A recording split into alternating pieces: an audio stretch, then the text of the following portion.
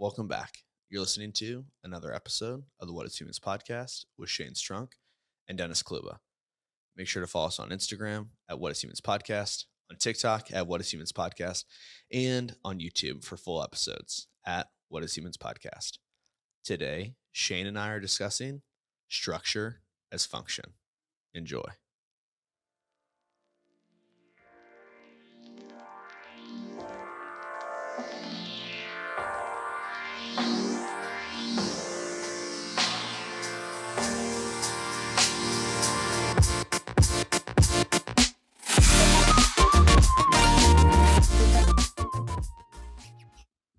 Hey, welcome back here on the What is Humans podcast. If you're new to the show, the What is Humans podcast is personal conversations between my co-host Dennis and myself, Shane, about everyday life. Through these conversations, we're finding meaning, and hopefully you can find some value in your lives as well. Yeah. And most importantly, we are Experts in almost nothing. What's up, man? Nothing much. Like we said, another week, we're kind of chugging away at getting some things done here in the studio, on the podcast, lining up a lot of new formats for you guys. I know it's been, probably 2 years since we started. So It has been. It's been awesome habit formation from where we've started in your parents' basement and the big move. And I'm excited for the changes we're making. It's important to adapt. Yeah, the next chapter. Yeah. Which is exciting, and we're excited about it. So you shouldn't be worried at home if you're listening. Just trust us, and it'll be a lot of new and fun, exciting things. So what are we talking about today? So today we're talking about system as function. Mm-hmm. This idea, I was listening to this podcast the other day it's a fitness podcast that was talking about zone 2 training. Yeah. There's this term in biology called system as function. And it's really about how a lot of things are structured. Yeah. Like in nature, tend to resemble like how they function. Yeah.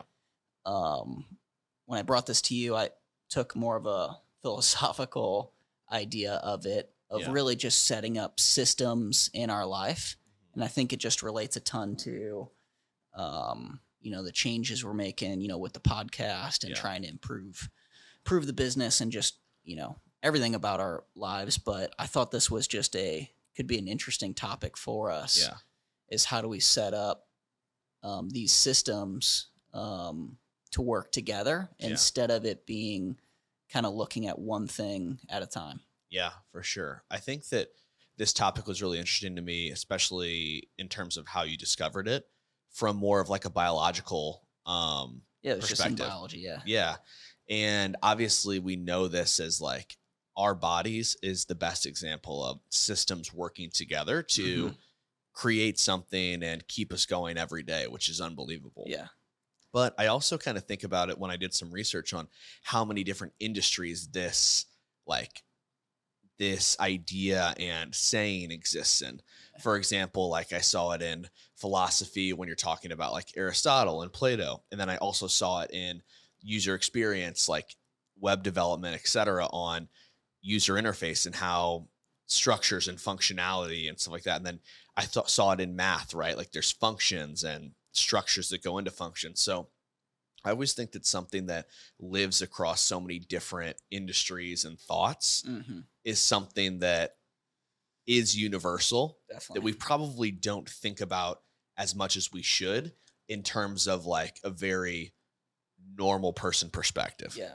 Or how it's universal. Yeah. I think the broad takeaway, in this would be how we're taking complex ideas, so many moving parts. If we're going to talk about the human body, for example, or the amount of things you're going through in your daily life on how they all intersect and are connected, and making them simple where they work together, where you can operate effectively in your life. So that's the general idea of taking a complex problem with multiple things and making it work together, I think is what we'll be talking about. Yeah, for sure. And I think that, when I was first thinking of how this is, coming into our daily lives and how we can create that, it makes me think so much about like times when people make custom things to adapt to what they're specifically doing. For example, it's like I think of manufacturing, like they make custom pieces to like, oh, like we need this specific part to make Sure. this happen. And for a lot of us, I think that we try and take things that are cookie cutter systems and schedules and try and put them into our daily lives and our calendars. Mm. When in reality, a lot of times what's necessary is something that's much more customized to how you, Shane, function every day. Yeah. And you're different than the next Joe, Sally, etc. Yeah, definitely. It's like, I don't know, for me, like a couple years ago, I took an interest in running and, have my full-time job, have friends, family, all this life outside of running, all these different and separate buckets of my life. Yeah. And I think we often think that we need to focus on one bucket at a time. Yeah. And maybe we should. Maybe that's what we'll argue. But I think with this is like how we can play in multiple games at once. Mm-hmm. If you know what's important, if you can spend the time and energy to go all in on something comparatively to half-assing one aspect of your life and another. Yeah. I think that what allows us to put our focus on multiple things at once, like you were talking about, and like kind of maybe skip over some of that, like half-assing or inability to stretch between different, Sure. systems, is the setting up our lives in a way that they become complementary of each other as opposed to fighting each other for our attention, energy, That's and a great, focus. yeah, that's a great point. And I just think that a lot of times those systems are intertwined and overlap. But I think the hardest part is developing those systems and finding out what works for you and almost not giving up if something you try isn't working Right across. away. Yeah, right away. Yeah, I really like that idea of do they complement one another? Yeah. I mean, I'm this way, or I believe this way about running is how it improves just other aspects of my life, just because it's a discipline that teaches me, how hard work can pay off. Yeah. And I think that's true, if you can apply to your career, your job, to your relationships, is if you spend time working on them, there will be results from that. So that's an example of how they can complement one another.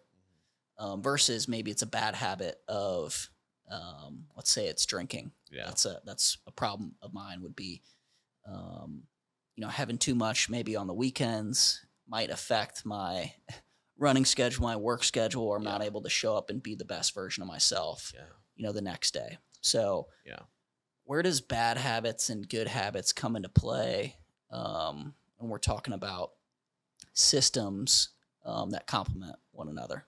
Yeah, I think it's interesting because I think that no matter what, we are the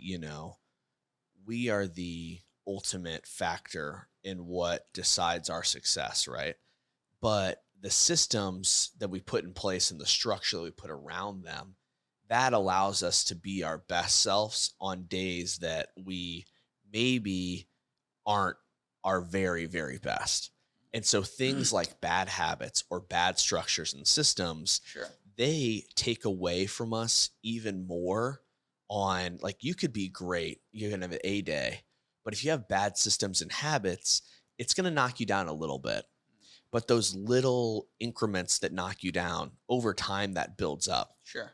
As opposed to the opposite, where when you're not feeling your best and you need to get things done, if you have the right systems put in place, that could allow you to go from a B day to most people's A day, because you prepared. Maybe you have a system set in place where you already know exactly when your emails are going to get sent out, when you're going to do these weekly lineups and stuff like that, your filing system, because you have that put in place that even on your worst days, it's like, I know exactly what I have to do. It's all right where it's supposed to be. I can feel sick, but still get it done. Yeah. I really love this concept you talked about. I think it's something we've talked about often on the pod is Mhm. like we don't want to like on our difficult days, we don't want to have to think about what we're supposed to do. Right. The biggest concern on a hard day when you're sick, when maybe you're hungover, Yeah. you don't want to do what you set out to do Mhm. is having to build the plan on that day. Yeah. Yeah. The biggest thing is, okay, let me just show up. Yeah. Let me just get there. Let me just put my shoes on. Let me just head out the door for my run. Yeah. Comparatively to of, hey, I know exactly what I'm supposed to do today. So I'm just going to focus on showing up compared Yeah. to using the brain power and effort that's so draining Yeah. on a difficult day. And Yeah. that's where you can take those C days, crappy days, and make them into B and A days. Yeah. And on the A days, it's like you have more bandwidth and energy to plan for those more difficult days. Yeah.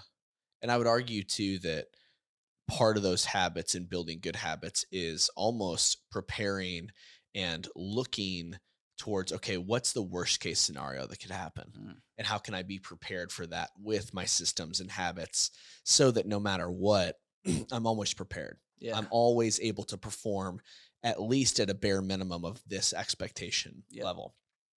Um, the other thing that I think is interesting about this is like, as far as maybe our bad habits are concerned, I think of like, for example, adaptations and customization we talked about before. And I think about lifting for me.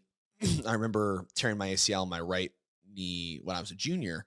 And a lot of times after that, it was building those muscles around that knee back up. Sure. And a lot of times when I would squat kind of for the next 3 or 4 years, it was that as I got heavier and heavier, I would favor my left side because I didn't want to put a lot of pressure on that right Sure. side. Yep.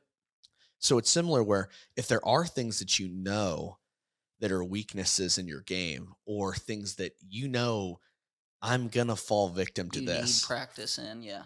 it's almost like we said before, put structure around, okay, if my right leg is a little bit weaker and we know that, instead of avoiding it in the back of our minds, it's how can I do more To in that practice moment? it, to Yeah. strengthen it, to set up areas where you can fail Yeah. and get back up comparatively to not literally exercising it in the knee example or Yeah. not practicing it in something that in a field that you're bad at. Yeah. Something that's like an easier example is for like, your friends are coming in town. It's knowing, okay, my friends are coming in town. We're probably going to go out, have drinks, have dinners, and things like that. You're not going to be able to maybe get done the amount of work that you're usually used to. You just know that that's what's going to happen. Sure. So, how do you set yourself up for success on those weekends that maybe, you do have family or friends coming into town of, okay, all I have to do is upload or scheduling posts ahead of time or talking to your boss or talking to your coworkers like, hey, I'm going to be out. I'm gonna have these things. I need you to do this and letting them know a week in advance. Yeah. It's operating in a by your weeks and months being a little more proactive, Yeah. you know, with your plans instead of waiting for things to come to you Yeah. and reacting to situations as they come Yeah. because they always will. And it's not blaming. I think the biggest thing is like a lot of times what we can do is we can feel vulnerable or like we're weak because of how we function.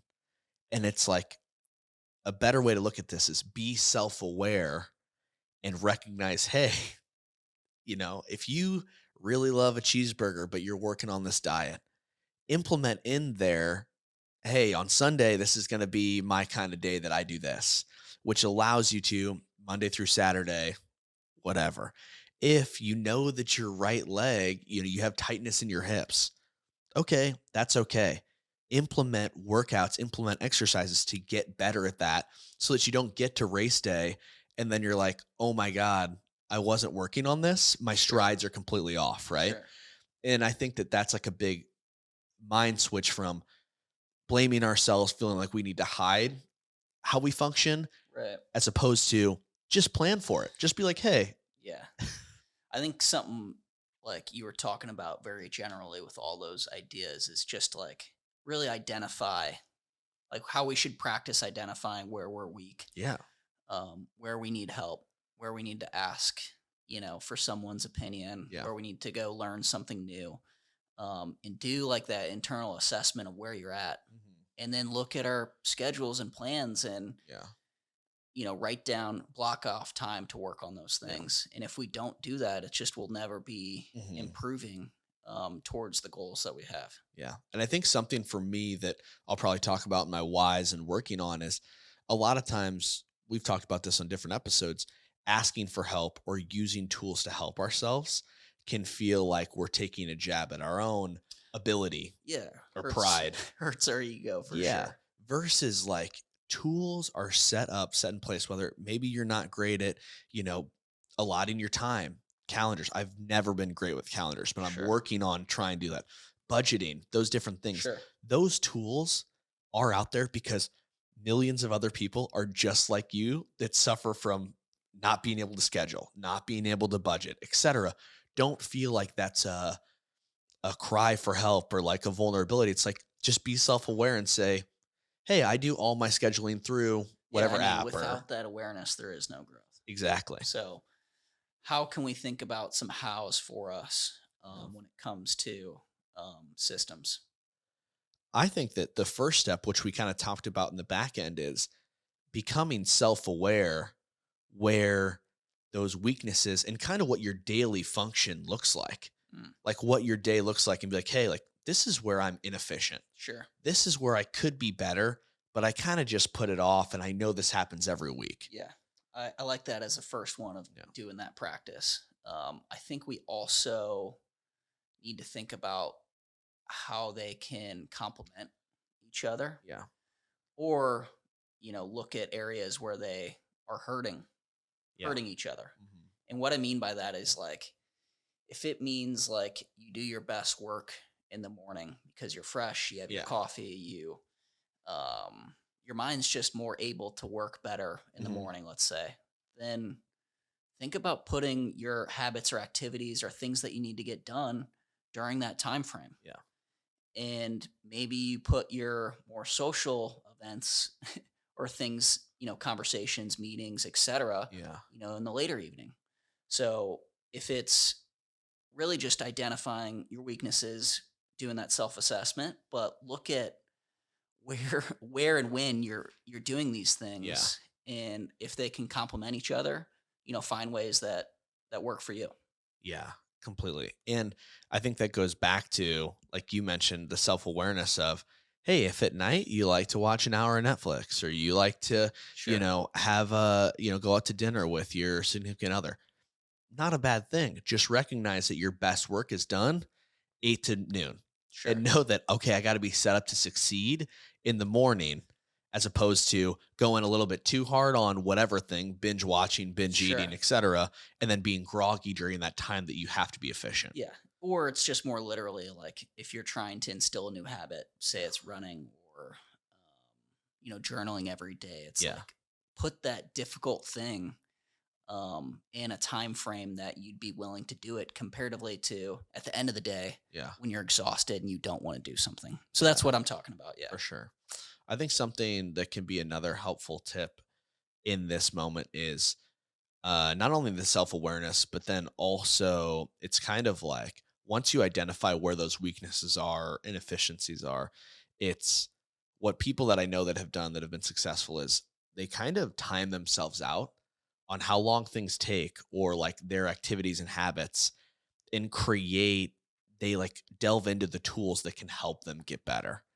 And it's one thing to identify where you're inefficient or where your weaknesses are. You have to then create the plan and the system to Mm, get better. And that takes trial and error, right? Of, hey, I tried time mapping, didn't work. Or I tried, to do a 30 minutes on, 5 minute break, sure. didn't work. So the next step, I think, does come with action and trial and error of, okay, what systems can I implement to make my life easier across all assets of my life, aspects?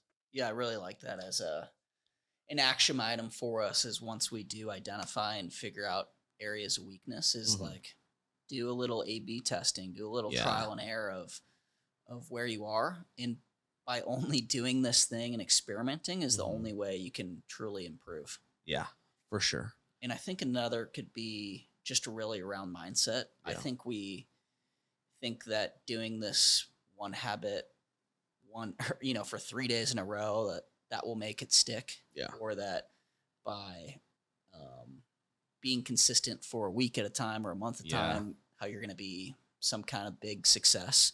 Yeah. We have to know that things take time, and we can't put our ego and identity in the result Mhm. of something that we've just started in. Yeah. We have to understand that we are beginners in this thing. We have to Yeah. understand that we are improving, we are always growing.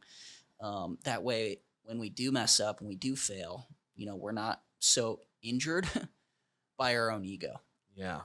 No, I love that. I think that it's so easy to get into the mindset, like you said, of trying something for a week, a month, and assuming that that's going to be the thing that changes our lives and expecting to see that return that quickly. We've talked about it a little bit more, but the minute that you can flip that mindset of return on investment, and in this case, it's investment in your systems and your processes to long term, Sure. that becomes much easier to wrap your mind around of, okay, if I do this for years at a time, the return will be tenfold. Right. But the minute that you give up after a month, a week, you're never going to see that. Yeah. So just seek long term gratification Yeah, versus the short term dopamine. completely. So why are we talking about this today? Yeah. I thought this was interesting, um, to me, at least where I am. With the podcast, we've been trying to improve and change, some of our models, and Yeah. I'm excited for what we're going to do. Then also just personally, like I'm going to pursue running a little Yeah. more professionally. So when thinking about systems, it's just a reminder for me of how I need to look at areas of weakness and instead of avoiding them like I Yeah. do so often. So for me, it's just, again, it's always removing that ego where I can be vulnerable enough to work on areas of improvement. Completely. I think that for me, a lot of it is about ownership and agency. I think that now more than ever, as a team, but also as an individual, we're taking more ownership over like, okay, like this is how we have to operate in order to be successful. Sure. And the easy thing to do is to kind of float. And then you're like, oh, well, somebody will pick up the slack, whether that's at work, in your household, or you let yourself down. Sure. When it's just you and you're entirely, responsible for creating that success, you think of to yourself much more seriously of like, okay, I need to create a better system to do all the things that I want to do, as opposed to, oh, well, somebody's going to pay me or somebody's going to, take out the trash. Sure. If it's just you, it's like, okay, I need to create the systems that allow me to do things as easy as possible. And right now, that's kind of been a huge learning journey and curve for me is, okay, for a long time, I kind of let other people deal with things. And now I'm taking a lot more responsibility for creating and, seeing the Creating success. your own success. Yeah. Exactly. Love it. So let's do a quick recap. So today we talked about systems Yeah. as function. Really, this idea came from just in biology, how there's so often these things in nature that resemble in nature the actual function, like a blood cell being a circle that allows oxygen to pass through. So we Yeah. took an approach of setting up our own lives in a way that we can be successful, how we can create complementary habits, complementary activities. That way we can take complex problems and make them simple. Yeah, completely. And we just talked about in our house about becoming self aware and recognizing where some of the weaknesses and inefficiencies might already exist in our lives and then kind of what are the tools and systems that we can put in place in order to address some of those vulnerabilities that Yeah. we have seen. Through trial and error to Yeah. improve. Then it's really just the mindset of, it's going to take time. Don't think that practicing this thing, doing a habit for a week or for 3 days, let's say, Yeah. that's going to be an overnight success. So seek that long term gratification versus that short term. Yeah, completely. And then we got into the whys. I talked about taking a little bit more agency over creating my own success and how important that is to implement systems and structures to make that easier. Yeah. And for me, it's really just looking at being extremely vulnerable with areas that I need to improve. Yeah. I think so. It's so easy to keep status quo, think things are Yeah. going okay with, the fear that you're not enough. So when it comes to personal habits, growth, business success, you really need to be self-aware of where you are. Completely. And I think that wraps another week of What is humans? Thanks, guys.